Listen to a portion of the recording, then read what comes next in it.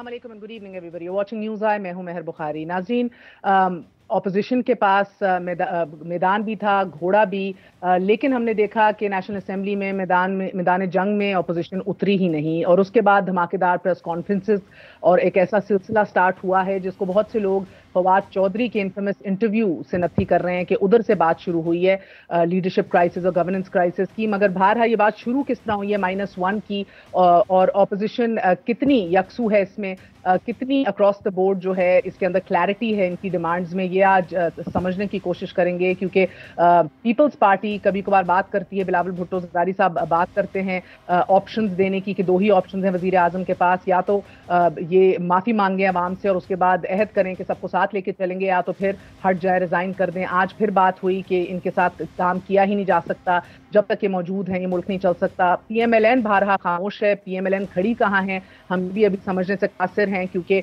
2-3 जो इनके second tier की लीडरान मुल्क में मौजूद हैं, एक्टिव हैं, वो हर एक की बात के अंदर कोई ना कोई डिफरेंट ऑप्शन का जिक्र किया जाता है। अब इन हाउस चेंज की बात करें, सिर्फ इमरान खान साहब को निकालना मकसूद है, या सिरे से हुकूमत तब्दील करना मकसूद है, या अब इंतजार किया जाएगा कि कोई इत्तेहादी साथ छोड़े तो ये सब जो है कहानी खत्म हो, या इलेक्शंस की तरफ जाना ही अब मकसूद है इन जमातों को। ये क्लैरिटी अभी तक अनफॉर्चुनेटली नहीं है। कायदे हिज़्ब इख्तिलाफ शहबाज शरीफ साहब ना होने के बराबर हैं अभी, इवन दो वो कोरोना की वजह से क्वारंटीन में थे। मगर यकीन मानिए कि आज हमारे बड़े मोहतरम पैनल के अंदर भी हमारे साथ शैला रज़ा साहिबा मौजूद हैं जो कोरोना पॉजिटिव हैं और हमारे साथ मौजूद हैं। ये पहली बार नहीं है, बहुत से लोग क्वारंटीन में होने के बावजूद, पॉजिटिव होने के बावजूद जो हैं वो एक्टिव रहते हैं और पार्टिसिपेट करते हैं, अपना अपना जो काम कर सकते हैं, चाहे वो सियासत में हो, बिजनेस में हो, मीडिया के अंदर हो, वो अपनी सरगर्मियां जो हैं वो जारी रखते हैं। मगर ये हम देख रहे हैं कि शहबाज शरीफ साहब ने बहरहाल एक हॉल्ट रखा है, सिर्फ ट्विटर तक वो महदूद हैं। आज बिलावल भुट्टो ज़रदारी साहब ने प्रेस कॉन्फ्रेंस की, मच अवेटेड थी, क्योंकि कल उन्होंने इस हवाले से ट्वीट किया था। उनका मानना है कि सबसे तारीखी मुनाफिक जो है, तारीखी मुनाफिक इस मुल्क में, वो इमरान खान वजीर आजम हैं। उन्होंने कहा PTI हुकूमत आसिफ ज़रदारी को कत्ल करना चाह रही है। ये बहुत संगीन एक इल्ज़ाम है। इसकी बुनियाद क्या है? क्या इन्होंने बस इशारतन कहा है कि जो ट्रीटमेंट दी जा रही है उसकी वजह से, या कोई इसके पीछे साजिश है? इमरान खान ट्विटर और फेसबुक के वजीर आजम है, सवाम के वजीर आजम नहीं है। सवाम को एक वजीर आजम चाहिए, उनका ये कहना था। आज तक उसामा के मुतालिक उन्होंने क्लैरिटी से नहीं बताया कि उसको हलाक जानते हैं या शहीद जानते हैं, जबकि उनको एक और दफा ये अपॉर्चुनिटी मिली थी शाम गए नेशनल असेंबली के अंदर। बहादुर वजीर आजम हिम्मत नहीं कि हमारा सामना करे, मगर बहरहाल अभी भी क्लैरिटी नहीं है। जो असल इशूज़ हैं ऑपोजिशन उनके बारे में तो बात कर नहीं रही, ना उसके ऊपर हमें कोई एक्टिव दिखाई देती है। लगता है कि सिर्फ और सिर्फ ये ऑब्सेशन इस -1 के साथ ही है, जो पहली दफ़ा इस मुल्क में जिसका भारा जिक्र नहीं हो रहा। आपको कल भी बताया था, ये दास्तान तवील बहुत है। इस मुल्क के अंदर हमने क्या क्या नहीं देखा।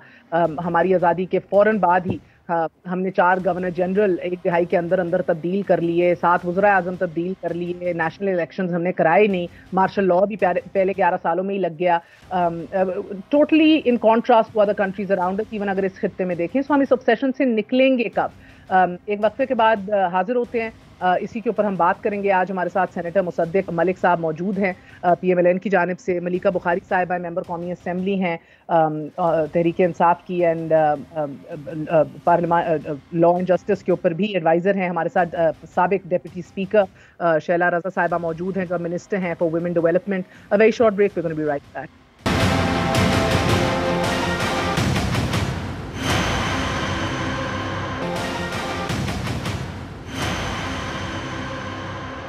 वापस आने का शुक्रिया। Welcome once again to News Eye. Senator Musadik Malik साहब, आपसे आगाज करूंगी। सर, फरमाइएगा पहले तो कि तब्दीली के कितने रास्ते हैं? मैं पहले रास्ते आपसे समझना चाह रही हूँ और फिर बात करेंगे कि इसके ऊपर कितनी क्लैरिटी है ऑपोजिशन में। देखिए, आईनी तौर पे तो जो तरीक़ाकार हैं वो आपके सामने हैं। आप वोट ऑफ नो कॉन्फिडेंस कर सकते हैं, आप हुकूमत के जो बिल्स हैं उनको अपोज़ कर सकते हैं, मगर अपोज़ भी जब आप करते हैं तो इस नीयत से करते हैं कि हुकूमत जो भी पॉलिसीज़ ला रही हैं उनको आप आवाम के नुक्ता नज़र से, बिलखुसूस गरीब आदमी के नुक्ता नज़र से देखें और उसको एक मस्बत तनकीद करें, उसको ऊपर और बेहतरी की तरफ ले जाना चाहें। मगर मेरे ख्याल में आइनी तौर पे तो वाहिद तरीका जो है वो यही है जो मैंने आपके सामने पेश किया है। उसके अलावा ये है कि जब चीज़ें हाथ से निकल जाएं मसलन इस वक्त मौजूदा हुकूमत की जो कारकर्दगी है, अगर आप उसको मद्देनज़र रखें, चाहे आप वो नौकरियों के हवाले से देखिए कि 6% तरक्की हो रही थी, वो पहले 1.9 पे आई, अब वही में चली गई। चाहे वो आप इन्फ्लेशन के नुक्ता नज़र से देखें कि 4% पे थी, 14 पे गई, अब 10.8 पे आ जाएगी। ठीक है, चाहे we'll get आप to उसको that because रिफॉर्म्स वज़ीर के आज़म ने हवाले से आपने सुना जी, कल भी ये तो बात कही कि इस बुनियादी वर्स्ट टाइम को गुड जी, टाइम्स हम बना सकते हैं। So we'll go on to those good times and his vision नहीं फॉर इट। देखिए देखिए मगर देखिए बात ये है, कब कब देखिए 5 साल के लिए आए, 2 गुजर गए। आज आप जिस वक्त 6% पे तरक्की हो रही थी, आपने रिफॉर्म नहीं की। जब 4 पे आई नहीं की, जब 1.9 पे आई नहीं की, अब मनफी में चली गई है, तो आप कह रहे हैं आज जरूर करें जी। अल्लाह करे कि वो करना चाहते हो। मुझे ये लगता है कि जिन लोगों के घेराव में वो आ चुके हैं, जो गैर मुंतखब लोग जिनकी वो बातें सुन रहे हैं, वो उनको IMF वाली और वर्ल्ड बैंक वाली रिफॉर्म्स बता रहे हैं, जिनका कोई ताल्लुक नहीं है गरीब आदमी से, कॉन्स्टिट्यूएंसी से। और मुझे लगता है कि यही उनकी तनज़्ज़ुली जो है उसका बायस बनेगी, और ये ठीक है सर, अवाम का मैं बोझ अब स्टेप बाय स्टेप चलूंगी। अल्टीमेटली वी उनको ट्राई टू उठाना मेक दिस अ पड़ेगा। लिटिल बिट इजियर लोगों के लिए। मगर सर नून लीग कहाँ जी खड़ी है, पहले ये क्लैरिफाई कर दें। ऑपोजिशन की बाकी जमातें भी हैं, पीपल्स पार्टी के साथ आप खड़े हैं कि you want him to resign और you don't want him to resign. आप लोग चाह क्या रहे हैं? Where exactly do you stand? देखिए, मैं आपको जो गुफ्तगू चल रही है, मैं अपना नुक्ता नज़र दे सकता हूँ। मैं समझता हूँ कि इस वक्त मुल्क जिन हर कोई हालात अपना में नुक्ता घिर नजर क्यों गया है। देता है? आपकी जमात का नुक्ता नजर जी कोई मैं नहीं है? जी मैं जी मैं पेश करने की कोशिश कर रहा हूँ। साथ क्वालिफ़ाई कर रहा हूँ ना, क्योंकि अभी एपीसी हुई नहीं है। जब एपीसी में जाएँगे तो फिर उसमें से कोई बात निकलेगी, तो फिर हम उस पे खड़े सर होंगे। वो इस तो वजह से इज्तिमाई इसको सबकी क्वालिफ़ाई दानिश होगी करने ना, की। इज्तिमाई फैसला। नून लीग का फैसला क्या जी, है मैं आपको जनाब? बता जैसे रहा हूँ। जी, बिलावल मैं ने बता बता रहा हूँ। दिया जी, आपने। जनाब मैं हाज़िर, मैं इसीलिए तो आपके प्रोग्राम में हाज़िर हुआ हूँ ताकि मैं बता सकूँ। लेकिन आपने वो क्वालिफ़िकेशन के ऊपर ही मुझे घेर लिया। देखिए, बात ये है कि हम ये समझते हैं कि जो इस वक़्त हालात हैं, चाहे वो टिड्डी दल के हवाले से हों, कोरोना के हवाले से हों, मईशत के हवाले से हों, रिफ़ॉर्म के हवाले से हों, एक फ्रेश मैंडेट के बाद अब ये कश्ती इस भंवर से नहीं निकल पाएगी। ये हौच-पौच के ज़रिए ये कश्ती नहीं निकल पाएगी। ये जो मामलात हैं -1 के, ये ज़्यादा मामला तो इनकी अपनी पार्टी में से उठ रहे हैं। शाह महमूद एक कुरैशी सेकंड साहब के सर, सो हवाले अब से जो ये बावड़ा साहब फ्रेश ने बात इलेक्शन की, वाली असद बात है उमर ना, साहब के। इस कश्ती में आप सवार हैं, खुर्रम दस्तगीर सवार हैं, क्योंकि ख्वाजा आसिफ एक और कश्ती में सवार हैं जिधर वो इनकी इमरान खान की पॉलिटिकल एलिमिनेशन चाहते हैं, तब मामला दुरुस्त होंगे। राना सनाउल्लाह साहब की भी कश्ती कोई और है, तो मुझे समझ नहीं आ रही। मैं आए रोज इवन खाकान अब्बासी साहब, मैं आपके जितने लीडरों को, और मैं आपको भी लीडर मानती हूँ सर, मैं जितने आप लोगों को इंटरव्यू करती हूँ ना, मुझे हर किसी का डिफरेंट आंसर मिलता है। मुझे बता दीजिए शहबाज देखिए, शरीफ नहीं साहब। ऐसा नहीं है, मैं बता रहा हूँ। जी, मैं बता रहा शहबाज हूँ। शरीफ साहब देखिए, बात सर, 2 मुख्त जी, उनका काम क्या है? देखिए मैं उनका बताने किरदार की क्या है? कोशिश करता हूँ। जी मैं आपको बताने की कोशिश करता हूँ। देखिए 2 चीज़ें हैं। एक तो वो चीज़ है जो आईनी तौर पे हो सकती है, जिसमें ये तमाम डिस्कशन जो तमाम पार्टीज़ के साथ होगी, और हम भी पार्टीज़ के साथ खड़े हैं। वो डिस्कशन ये है कि आईनी तौर पे vote of no confidence move किया जा सकता है या नहीं किया जा सकता, हमें करना चाहिए या नहीं करना चाहिए। अगर पीएमएलक्यू को आप देखें, मैंगल साहब को देखें, एमक्यूएम को देखें, और इनके तमाम जो इल्हाक के पार्टनर्स हैं, उन सब की गुफ्तगू सुने, तो जो तरीक़ाकार आइन आपको कहता है कि आप उसको लेकर आगे चलें, उसके ऊपर हम गुफ्तगू भी करते हैं। आज भी मैं आपके प्रोग्राम में कह रहा हूँ कि वो हमारे पास प्रोविज़न है, वहीं से मैंने बात शुरू की। दूसरी जो मैंने आपसे बात की है वो ये है कि आखिर एक मुल्क भी तो है ना, सिर्फ़ ये प्रोविज़न्स की तो हम बात नहीं कर रहे, मुल्क डूब रहा है, तो इसको भी तो निकालना है। और हमें ख़तरा ये है, मैं आपको हकीकत में बता रहा हूँ, मुझे ख़तरा ये है कि अगर ऑपोज़िशन अपना इस वक़्त रोल ना प्ले करे और अवाम की आवाज़ बन के बाहर ना निकले इस वक़्त, तो होगा ये कि एनार्की पैदा हो जाएगी। अगर लोगों को डिसअपॉइंटमेंट हो गई कि कोई इसका पॉलिटिकल सॉल्यूशन नहीं है और कोई भी पॉलिटिकल पार्टी अब आगे बढ़ के हमारी बात करने के लिए तैयार नहीं, तो फिर लोग क्या करेंगे? जिस दिन वो अपने बच्चों को स्कूल नहीं भेज सकेंगे, जिस दिन माँ-बाप की दवा नहीं ला सकेंगे, जिस दिन कोरोना की वजह से तो ऑपोजिशन इन जनाज़े इश्यूज को रिजॉल्व उठाएँगे। क्यों नहीं कर रही? Why aren't okay, I will get to that sir, ये वन ऑन वन हो जाएगा। Let me just get Shaila Raza साहिबा's जी, इनपुट एज़ जी, वेल एंड आई ज़रूर, विल कम टू द ज़रूर, इश्यूज देन। ज़रूर। और बिकॉज़ मैं बड़ी दिलचस्पी रखती हूँ आपका इनपुट लेने के लिए कि ये जो फ्रॉम वर्स्ट टू गुड को बनाने का एक विजन है इमरान खान साहब का, ये कितना इम्प्लीमेंट हो सकेगा। शैला बीबी, बिलावल साहब कहते हैं कोरोना, टड्डी दिल और मुईशत हुकूमत और मुईशत में हुकूमत की कोई पॉलिसी नहीं है और अब इमरान खान को पार्लियामेंट हाउस से बाहर निकालना पड़ेगा। बीबी, ये किस तरह निकालना है आपने? घसीट के, प्यार से, दरख्वास्त करके, धमकी दे के, या तहरीक लाके? सबसे पहले तो शुक्रिया। और मैं ये समझती हूँ कि पाकिस्तान पीपल्स पार्टी आईनी तरीक़ाकार पर यकीन रखती है और हम जो भी तरीक़ाकार करेंगे वो आईनी करेंगे और जाहिर है कि यही हमारा रास्ता है। और आइन के खिलाफ जाना और आइन के खिलाफ बात करना हुकूमत के तौर तरीकों में है, और चाहे उसमें पेट्रोल की कीमत का इजाफा हो वो गैर आइनी किया गया है, चाहे उसमें कोई भी बात हो। अब हम बहुत सारी बातों की तरफ खड़े हैं। आज हमारे इदारों को इतना नुकसान हो गया कि हमारी PIA जो है वो ग्राउंड हो गई और उसको जो है लैंडिंग राइट्स उसके ख़त्म कर दिए गए मुख्तलिफ जगह पे। हम एक आदमी जो कि गैस की जिसने कीमतें सार्फिन से जिस तरह वसूल की थी और उसके खिलाफ ये वादा आया था कि इसको हटाया जाएगा और अवाम को उनके पैसे वापस किए जाएंगे, हमने उसको एक बड़ी मिनिस्ट्री दे दी। अब बड़ी मिनिस्ट्री में किसी भी जगह एहतसाब बुरा नहीं होता, लेकिन जो तरीका इख्तियार किया गया आज तक पैल्पा को नहीं सुना गया कि वो क्या कहना जा रहे हैं। मरे हुए जो पायलट थे उन तक की लिस्ट डाल दी, फिर अब रूजवेल्ट पे भी बातें चल रही हैं। तो हुकूमत जो है वो हमें एक तो नजर भी नहीं आ रही, दूसरे कोरोना जो कि पूरी दुनिया में 5 लाख लोग से ज्यादा उसमें अमवात हो चुकी हैं। हमारे यहाँ पहले ही अभी तक WHO के हिसाब से पॉपुलेशन की 1% तक की टेस्टिंग नहीं हुई। उसमें वजीर आजम जिनकी सारे सूबों में हुकूमत है वो कहते हैं कि मेरी ये मर्जी नहीं थी। इवन इस्लामाबाद तक में उनकी मर्जी के खिलाफ काम हो रहा है।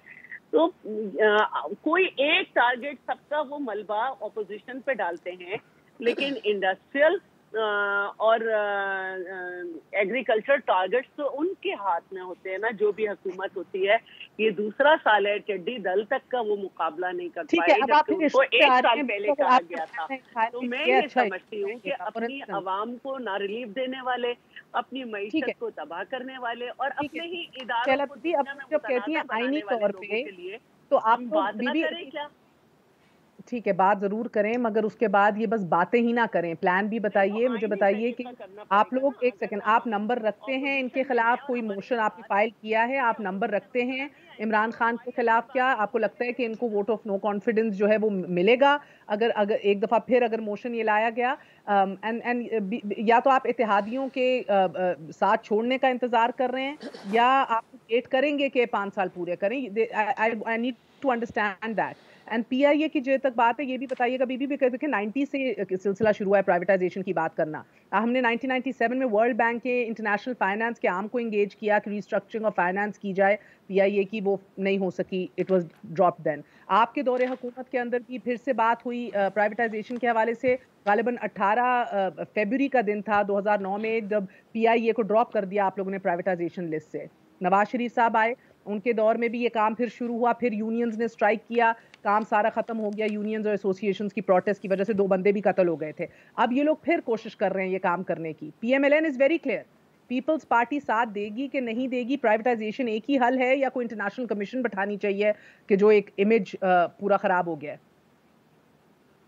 देखिए, मैं ये समझती हूँ कि पाकिस्तान के जो माशी हालात रहे हैं उसमें मुख्तलिफ अदवार में प्राइवेटाइजेशन की बहुत सारे इदारों को कोशिश की गई। हम उसूली तौर पर खिलाफ हैं और मैं ये समझती हूँ कि ये जो तरीका है कि आप ने इख्तियार किया कि अगर आप प्राइवेटाइज करना चाहते हैं तो इदारे को बदनाम करके आपने माशी नुकसान भी पहुंचाया और अब अगर आप इसको प्राइवेटाइज करेंगे तो आपकी जो तहकीकात वाली बात है उस पर कोई यकीन नहीं करेगा, लेकिन जो नुकसान आपने पहुंचाना था वो आपने पहुंचा दिया। हमारा काम है कि अपनी अपोजिशन के साथ मिलकर मगर ये नुकसान एक हमवार करना। अगर हमारी अपोजिशन पार्टी, ये एविएशन मिनिस्टर की स्टेटमेंट की वजह से सारा नुकसान है, क्योंकि पहली दफा तो कॉर्पोरेट लॉसेस पीपल्स पार्टी के दौर में शुरू हुए थे PIA के। वो तो अब मिडिल ईस्टर्न एयरलाइंस की कंपटीशन भी थी, राइजिंग फ्यूल प्राइसेस भी थे, आप जानती हैं, तब कॉर्पोरेट मिसमैनेजमेंट भी थी, साथ आप ओवरस्टाफिंग भी थी। ये सारा कुछ तो आपके दौर में स्टार्ट हुआ था जब सब्सिडी देना शुरू की थी। मैं समझती हूँ कि जब जमहूरी हुकूमतें आती हैं तो वो मुख्तलिफ जगह पे नौकरियां निकालती हैं और उसके बाद एक ये बात शुरू हो जाती है।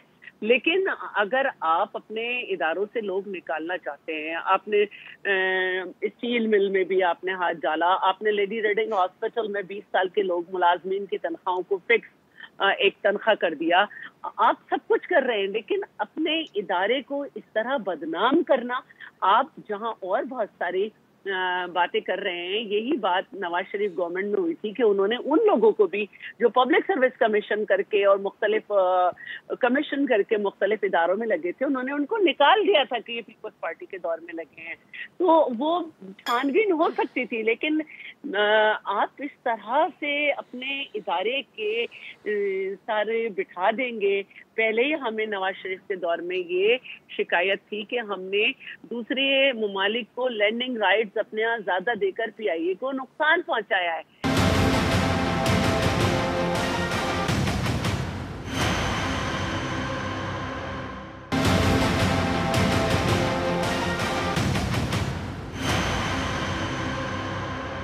मलिका बुखारी साहिबा, 2-3 बातें। पहले तो and I will get to the -1, don't worry about that right now. मुझे पहले बताइए, 36 आपके पास जहाज हैं, तकरीबन 900 पायलट्स हैं आप लोगों के पास। सीईओ जो पीआईए के हैं, उन्होंने एकदम उस एक्सीडेंट के बाद आकर कहा कि जहाज खराब नहीं था, पायलट की गलती थी। उसके बाद एविएशन मिनिस्टर साहब के जो बयानात हैं, बेड़ा बैठा हुआ है अभी। अब पीआईए यूरोप की परवाजें 6 माह के लिए मुअत्तल हो गई हैं। Is privatization the only option right now, या और भी ऑप्शन है फॉर पीआईए स्पेसिफिकली? मुख्तसरन बताइएगा। और क्या Roosevelt hotel in New York city, is that also on the board, is that also on discussion right now to sell it? देखिए मैं पहली बात तो ये कि जिस तरह आप बयान कर रही हैं, पीआईए की जो अबूई रिपोर्ट, जो प्रिलिमिनरी रिपोर्ट सामने आई है, जो पायलट्स के लाइसेंसेस का इशू है, वो इतना सिंपल नहीं है। आपने बयान किया है शैला रज़ा से अपनी गुफ्तगू के अंदर कि ये जो पीआईए की बर्बादी है, ये जो पाकिस्तान के इदारे को तबाह करने का सिलसिला शुरू हुआ है, ये मेरे दोनों कॉलीग्स जो मोहतरम और बहुत एक्सपीरियंस हैं, इन दोनों के दौरे हुकूमत में शुरू हुआ था। पीआईए जो हमारा एक नेशनल प्राइड थी, उसको भी जिस तरह तबाह किया गया, किस तरह एक कौमी इदारे के अंदर 262 पायलट्स के फेक लाइसेंसेस हैं। अनहर्ड ऑफ है मेहर। किसी भी जमहूरी हुकूमत के अंदर आप इदारों को इस तरह बर्बाद नहीं करते हैं कि आप इदारों के अंदर नेपोटिज्म, अकरबा परवरी करें, अपने लोगों को अपने देखें। हमने क्या किया मेहर? हमने वही किया जिसके अंदर हम यकीन रखते हैं। हमने आकर एक शफाफ इंक्वायरी ऑर्डर की, हमने आइडेंटिफाई किया, हम इसको प्रोफिटेबल बनाएंगे to change in top management. मैं सुन लीजिए, वो बैठ गया, अब आप वो नहीं कर रहे। देखिए मेहर, हमने आइडेंटिफाई किया है कि किस तरह एक इदारे के अंदर और पाकिस्तान के अंदर लोगों की जो जान है वो रिस्क के ऊपर थी, क्योंकि उसके पायलट्स जो थे उनके पास फेक लाइसेंसेस थे। और हमने सिर्फ अपने एक्सीडेंट, जो हमारे दौरे हुकूमत में एक्सीडेंट हुआ, उसकी रिपोर्ट को हमने ट्रांसपेरेंट तरीके से, शफाफ तरीके से आवाम को नहीं दिया। हमने जो पिछले अदवार के अंदर 72 सालों के अंदर जो 12 एक्सीडेंट्स हुए, उसमें से भी जो मेजर रिपोर्ट्स थी, उनको भी हमने पाकिस्तान की आवाम के सामने रख दिया। क्यों? ये किस किस्म की अखलाकियात है मेहर? मुझे तो यकीन नहीं आता। मैंने गुफ्तगू सोशल मीडिया पर पढ़ी, मैंने एनालिस्ट को सुना कि पाकिस्तान तहरीक इंसाफ ने पीआईए का तबाह कर दिया, उनका भट्टा बिठा दिया, पीआईए अब कहीं जाने के काबिल नहीं। भाई ये किस किस्म की अखलाकियात है कि आप कहते हैं कि पाकिस्तान की आवाम से, दुनिया से आप उस इंफॉर्मेशन को, उस इंफॉर्मेशन को छुपाएं जो मंजर आम पे आनी चाहिए। आप क्यों नहीं इनसे पूछते कि इन्होंने पाकिस्तान के इस इदारे को बर्बाद क्यों किया? आप इनसे क्यों नहीं पूछते कि ये भर्तियां कैसे हुई? आप इनसे क्यों नहीं पूछते कि पहले जो अखबार है उनकी रिपोर्ट्स पाकिस्तान की आवाम में क्यों नहीं पब्लिक हुई? अब देखिए, हमारे पास एक प्लान है, हमारे पास एक प्लान है। हमारी काबीना के अंदर आज भी इसके ऊपर डिस्कशन हुई कि हमने किन पायलट्स का जो लाइसेंस है उसको मंसूख करना है, और उसके बाद हम इस इदारे को पाकिस्तान की नेशनल प्राइड दोबारा बनाएंगे।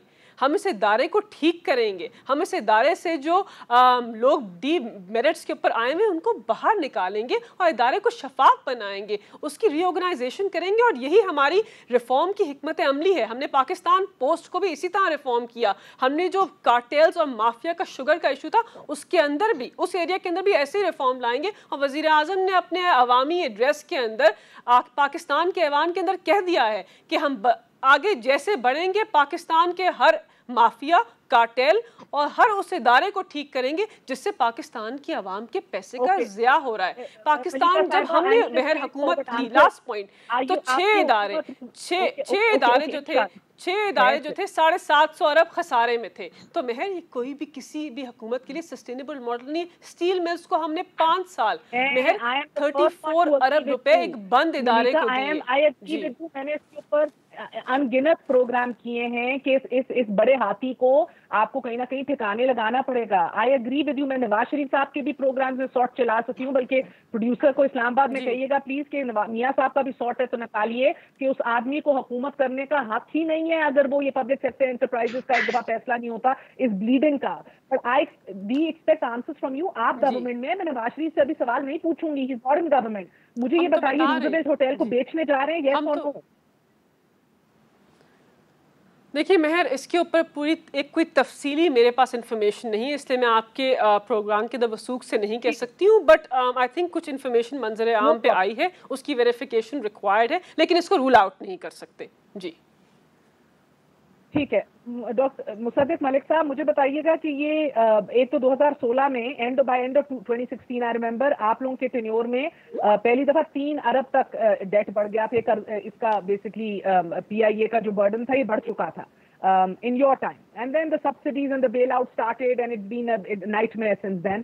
मुझे बताइएगा ये बर्स्ट को बेस्ट बनाने की जो तरकीब बताई है इमरान खान साहब ने, उन्होंने कहा नया पाकिस्तान का जो इदारा जाती इस्लाहात का रिफॉर्म्स का पूरा एक विजन है। उन्होंने कहा ये इसके ऊपर आपको लगता है ये आज काम स्टार्ट कर दें तो मुल्क जो है वो इंशाल्लाह ताला बेहतरी की तरफ गामजन हो जाएगा या इट्स टू लेट? देखिए, 2 बातें मैं कहूँगा। एक तो ये कि तमाम स्टेट ओन्ड एंटरप्राइजेस का जो कर्जा था जिसका आपने अभी जिक्र किया, ये तकरीबन 1.3 यानी ट्रिलियन यानी 1300 अरब का कर्जा था।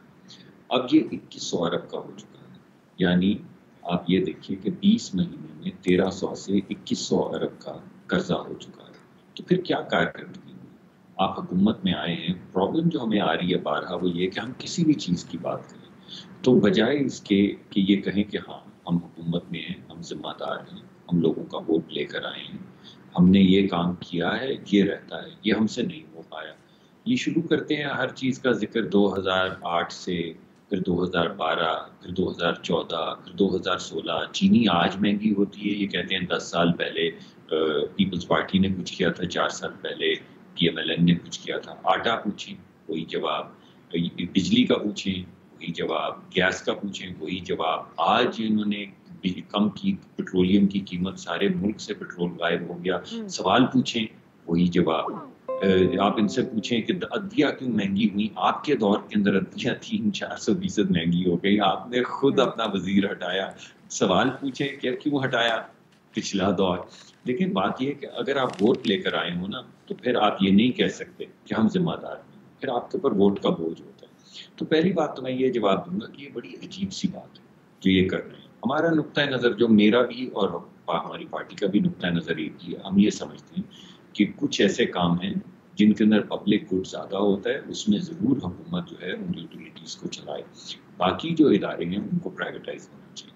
और जब हम ये कोशिश करते थे तो ये धरनों में जाके बैठ जाते थे। आप ज़रा असद उमर साहब की वो तमाम स्टील मिल के हवाले से वगैरह वगैरह वो टेप चला दें। तो अब 2 साल गुजर गए तो भाई आपने जो स्टील मिल को रिफॉर्म करना है वो कर डालें।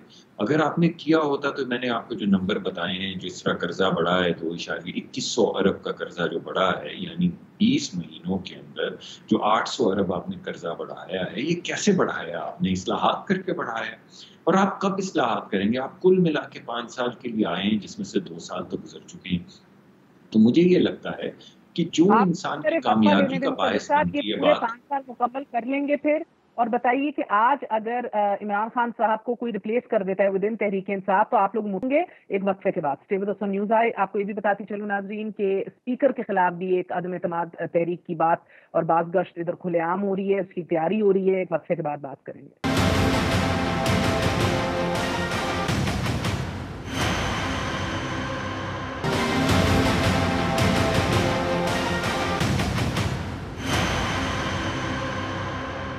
वापस आने का शुक्रिया। Welcome once again to News आई।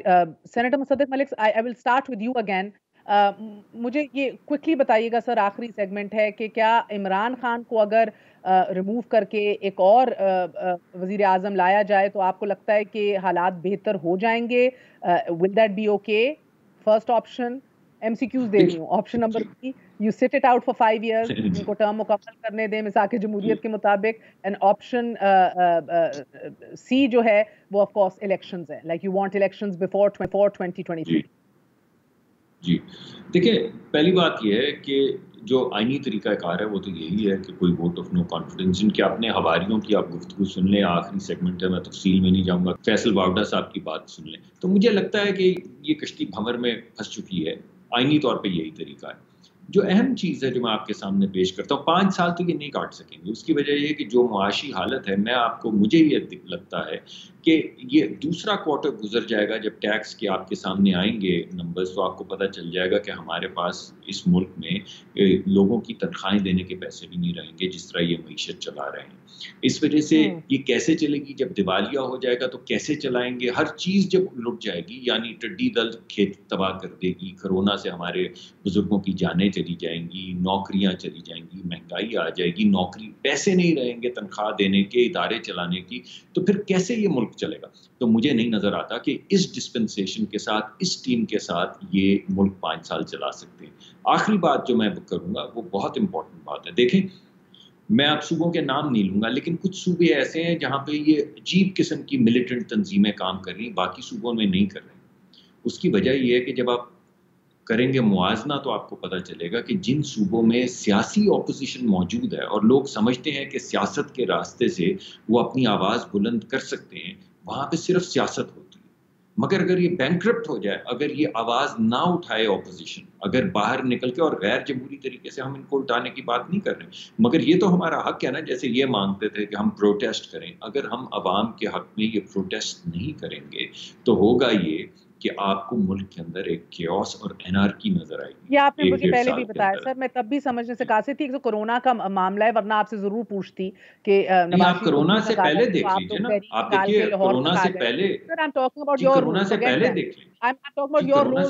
सुनिए सुनिए, ठीक है सर, सुनिए आप लोगों को, वरना मैं पूछती कि नवाज शरीफ को क्यों नकाला की तहरीक आप लाहौर तक ले आए, तो इन अवाम क्यों नहीं निकल रहे? चले कोरोना के टाइम में आप इसे जवाब इसका लेगा, मगर शहबाज शरीफ साहब अपने कमरे में बैठ के एक प्रेस कॉन्फ्रेंस कर सकते हैं, कोई क़यादत कर सकते हैं, और अगर समझे ये सिस्टम अगर नहीं चलता, ऑपोजिशन के पास क्या मुतबादिल है सर? आपकी अपनी जमात में बहुत से लोग हैं जो शहबाज शरीफ साहब के नजरियात से नहीं अग्री करते, they do not accept him as a leader. Who do you have? आप लोग किसको एज वज़ीर आज़म पेश कर सकते हैं? या बिलावल को एक्सेप्ट करेंगे? जी, मैं तो कोई आपको पूरी पार्टी में आप किसी एक शख्स को अभी ऑनलाइन ले आए जो कहें कि हमें शहबाज साहब की क़यादत पे यकीन नहीं है। बुलाएं आप किसी को, आप डीपर ले लें, अभी बात कर लेते हैं। ये क्या बात हुई?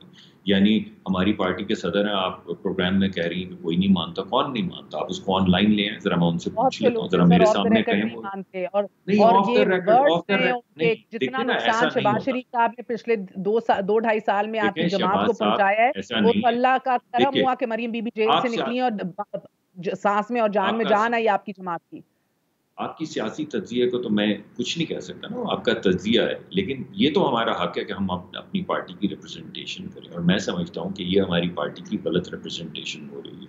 ये ठीक है, हमारी पार्टी के अंदर इस वक्त वो बीमार हैं, और ये भी आपने पहले जिक्र किया कि हमारी बहन बीमार है सिंध में, अल्लाह उनको सेहतियाब करे, लेकिन आपको ये पता है कि कोरोना के अंदर जो उसकी नौयत होती है, सख्ती की और साइड इफ़ेक्ट्स की, वो मुख्तलिफ होती है। कुछ कर सकते हैं, बाज़ दफ़ा अगर आप कैंसर पेशेंट हों, उम्र रसीदा हों, तो बाज़ दफ़ा आपको डॉक्टर भी ये कहेंगे कि आप 10 दिन आराम कर लें तो 100 दिन आप और काम कर सकेंगे, वरना ये बहुत कॉम्प्लिकेशंस पैदा कर सकती है। तो इंशाल्लाह सेहत पे कभी कमेंट नहीं करूंगी। सही है, बात आपकी सही है। If you feel and you are right कि अगर आपको लग रहा है कि सिम्टम्स और तरीके के उनके, he doesn't have the energy to do this, then that's fine. मुझे मलिका बुखारी बताइएगा कि और कौन मुतबादिल है आपकी जमात के अंदर? अगर ये गुंजाइश आपके वजीर आजम ने खुद पैदा की है, बिलावल साहब ने सही कहा, ये उन्होंने खुद लेजिटिमाइज किया है। -1 की बात कब हमेशा से होती आई है, आप उसके अंदर बाय द वे वाडा साहब ये भी कहते हैं कि ये है कि जो बिलावल हमें टर्म्स लगेंगी सिस्टम को रिफॉर्म करने के लिए, तो ये भी जहन में रखिए, जिस तरह भी मुसद्दिक साहब कह रहे थे कि अब तो नहीं होगा। देखिए, पहली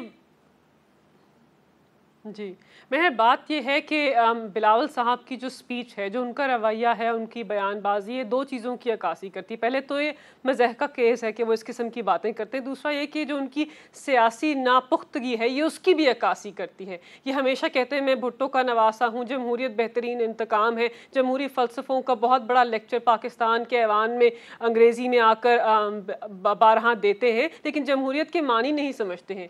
पाकिस्तान तहरीक इंसाफ के चेयरमैन को और वज़ीर आज़म इमरान खान को पाकिस्तान के 17 मिलियन वोटर्स ने मैंडेट दिया है, इलेक्ट किया है पाकिस्तान की आवाम की नुमाइंदगी करने के लिए। उनको वज़ीर आज़म का वोट मिला है पाकिस्तान के ऐवान से 5 साल के लिए। वो 5 साल की अपनी मुद्दत पूरी करेंगे। पाकिस्तान तहरीक इंसाफ के अंदर इमरान खान का कोई सानी नहीं है, इमरान खान की कोई रिप्लेसमेंट नहीं है। पाकिस्तान तहरीक इंसाफ इज इमरान खान।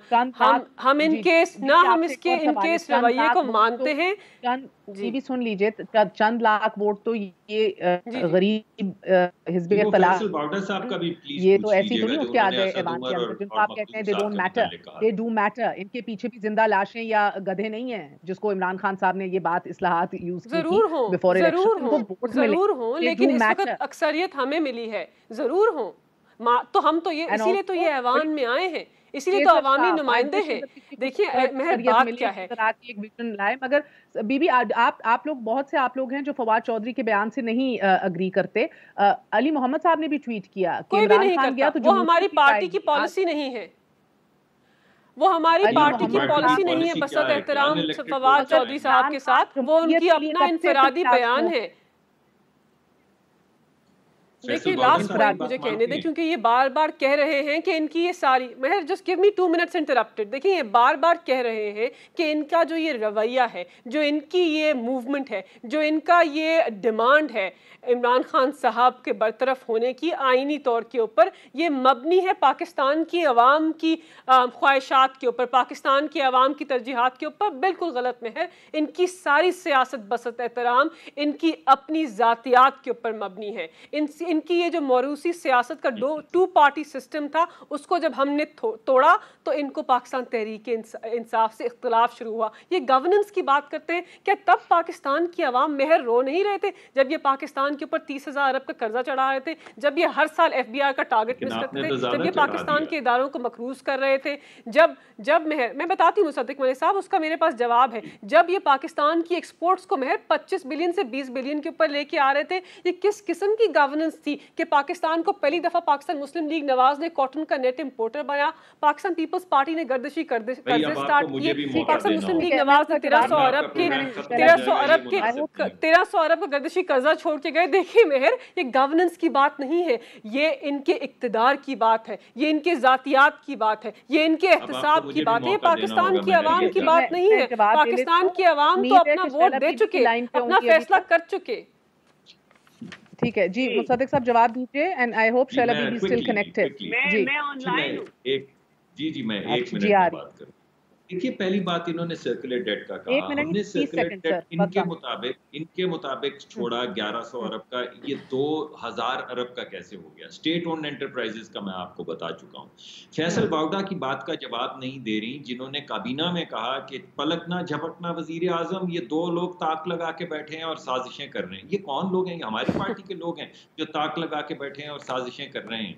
ये बताइए जरा। और कल खुद वो -1 का हमने जिक्र किया, और 6 महीने में क्या हो जाना है जो 6 महीने का वक्त दिया है, ये किसने अल्टीमेटम दिया है, ये भी आज हमें नहीं समझ आई, क्योंकि कोई भी नहीं पीछे हटा इस 6 महीने वाले क्लेम से। So we don't know 6 महीने का अल्टीमेटम दिया किसने हुकूमत को। कर्जा हमने लिया 11,000 का कर्जा 5 साल में, इन्होंने लिया 10,000 का। मेरा वक्त खत्म हो गया। Let me just including Shaila साहिबा, I need to get Shaila साहिबा's ओपिनियन सर। माजरत शैला बीबी, क्विकली मुझे बताइएगा, आपके पास नंबर्स तो है नहीं तहरीक अदम एतमाद लाने को, गो के स्पीकर को हटाने की भी तहरीक जो है वो बस प्लान हो रही है, हमारी इन्फॉर्मेशन ये है। सो इन द मीन टाइम बस फिर यही उम्मीद आप लगाएं, जिस तरह PMLN नून एन लगा रही है कि अगर निकलेगी तो अवाम ही निकलेगी, अल्लाह ना करे दमादम मस्कल अंदर इधर हो। मगर एट द सेम टाइम बीबी, यू डू अंडरस्टैंड कि जितनी भी बुरे आप लोगों को समझती थी PMLN, उनने आपको वक्त दिया 5 साल, आपने उनको वक्त दिया 5 साल। देखिए ये आईनी हक है, हमने नहीं दिया ना उन्होंने दिया, आईनी हक है। लेकिन एक अगर पार्टी डिलीवरी नहीं कर रही, उसके अपने इलेक्टेड लोग बाहर हो गए और मिनिस्टर जो हैं वो सारे मुशीर आ गए और फिर भी 0/0, तो फिर मैं समझती हूँ कि जो उन्होंने कहा कि इमेच्योर सियासत, तो इस वक्त जो भी एनालाइज करते हैं सियासत को बताएंगे कि चेयरमैन बिलावल मौलाना के धरने पे उनकी कितनी मेच्योरिटी थी, और इस कोरोना पे जो लॉकडाउन में वजीर आजम की इमेच्योरिटी थी, और टिड्डी दल पे जिन्होंने जितनी मेच्योरिटी से काम किया है, वाकई वजीर आजम का ना कोई सानी है ना होगा, और अल्लाह ना करे कि हो कि 68 साल बाद हमारी मईशत माइनस हो गई। और ये एक्सपोर्ट की बात कर रहे हैं तो मार्च में 3.74 थी, उस वक्त कोरोना जो है 7 मार्च को नहीं आया था, उस वक्त आप देख लें। तो मैं ये कहना चाहती हूँ बीबी कि जिसका वो हुकूमत इमरान खान के जाने से क्या जाएगी, जिसकी कैबिनेट ही अनइलेक्टेड हो, वो हुकूमत क्या कर लेगी, जिसके साथ बैठे हुए लोग कहें कि जब वसाइल हो तो हुकूमत छोड़ देनी चाहिए, जो कि कल मैंने सईद गनी साहब से भी पूछा था, और आपके इसी जवाब के ऊपर मैं शो खत्म करूंगी। अली जैदी साहब ने कल चैलेंज कि वो तो हाथ उठा के दुआ कर सकते हैं कि उनके साहबजादे उनकी लीडर इमरान खान की तरह बने, तो उन्हें चैलेंज दिया था पीपल्स पार्टी को। क्या, और ये मैं जानना चाह रही हूँ कि आप भी हाथ उठा के दुआ कर सकती हैं कि आपके साहबजादे भी आसिफ अली जरदारी की तरह बने? मैं ये समझती हूँ कि आसिफ अली जरदारी हो या कोई भी शख्स हो, वो हमारे पार्टी के विजन को आगे लेके बढ़ा है। अगर 58(2) भी खत्म करना है तो आसिफ अली जरदारी बनना होगा, अगर CPAC करना है तो आसिफ अली जरदारी बनना होगा, अगर गवादर पोर्ट को सिंगापुर से लेकर चाइना के हवाले करना है तो आसिफ जरदारी बनना होगा, अगर सलाला बेस पर जो है कब्जा, सलाला बेस पे जो है नेटो सप्लाई बंद करनी होगी तो आसिफ जरदारी बनना होगा, अगर शमसी बेस वापस लेनी होगी तो आसिफ जरदारी बनना होगा। बहुत आला, ठीक है जनाब, आमीन करते हैं हम भी इसके ऊपर। इजाजत दीजिए, गुड नाइट, अल्लाह हाफ़िज़।